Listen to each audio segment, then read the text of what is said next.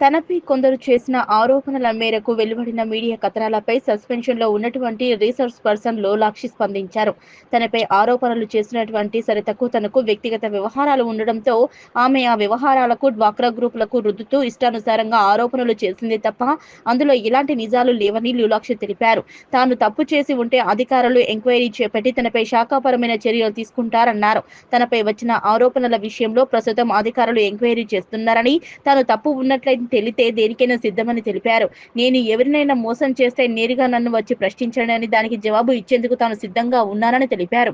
నేను ఇప్పుడు మీడియా పూర్వంగా నేను ఒకటే మాట చెప్తున్నా, నా తోటి మహిళలకు నా నుండి మీరు ఏ రకంగా నష్టపోయినారో మీరు ఇక్కడికి వచ్చి మీరు అంత బాధపడవలసిన అవసరం లేదు. మహిళలకు నా దగ్గరకు రండి, నేను సమాధానం చెప్తా. నా దగ్గరకు రండి, మీరు ఏ రకంగా నష్టపోయినారో చెప్తా. నా పైన ఎంక్వైరీ నడుస్తుంది. నేను తప్పు చేస్తే నా జాబ్ పోతుంది. నేను ఏ మహిళా సంఘాన్ని నేను ఫ్రాడ్ చేస్తే నా జాబ్ పోతుంది.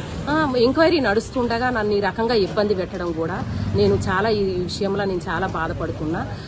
ఈ విషయం మీరందరూ కూడా గమనించి, అధికారులు కూడా ఆలోచించి నా పైన గమనించండి. నా పైన కక్షపూర్వకంగానే ఇదంతా కూడా నడుస్తుంది.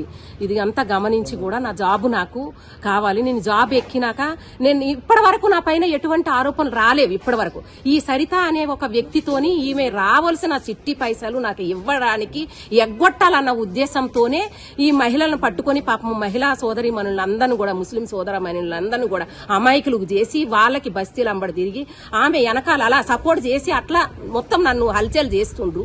ఇది నేను చాలా బాధాకరంగా నేను దీన్ని ఖండిస్తున్నా. నేను ఈ విషయంలో నేను చాలా బాధపడుతున్నా.